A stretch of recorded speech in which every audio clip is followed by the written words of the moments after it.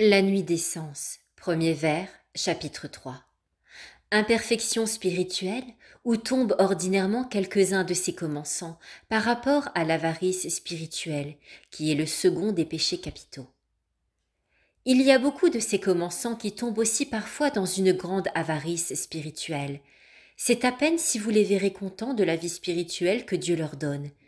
Ils se laissent aller à la plus grande tristesse et ils gémissent parce qu'ils ne trouvent pas de consolation qu'ils attendaient dans les pratiques de piété. Ils n'en finissent plus de demander des conseils, des règles de vie spirituelle, ou de garder et de lire des quantités de livres qui traitent de ces matières. Ils passent plus de temps à cela qu'à pratiquer la mortification et la pauvreté d'esprit intérieur.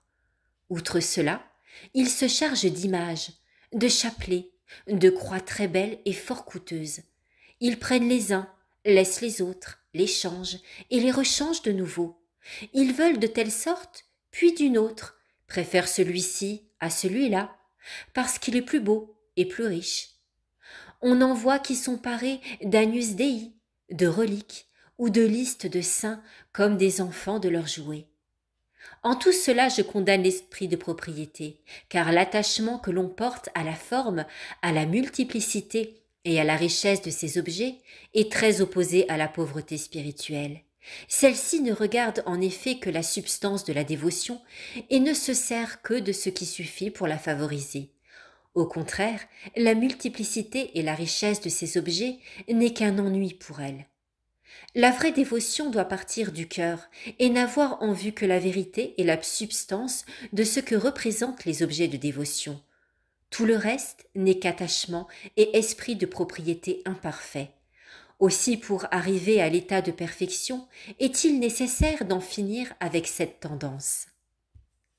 J'ai connu une personne qui, durant plus de 10 ans, s'est servie d'une croix fabriquée grossièrement avec le bois d'un rameau béni et dont les 2 morceaux étaient fixés par une épingle tordue autour.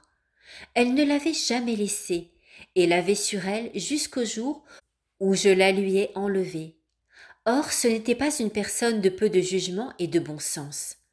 J'en ai vu une autre qui se servait d'un chapelet fabriqué avec des os d'arêtes de poisson. Et à coup sûr, sa dévotion n'avait pas pour cela moins de valeur devant Dieu.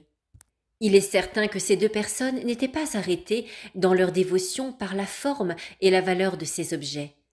Ceux-là donc, qui sont bien dirigés par ces principes, ne s'attachent pas à tous ces instruments visibles et ne s'en chargent pas.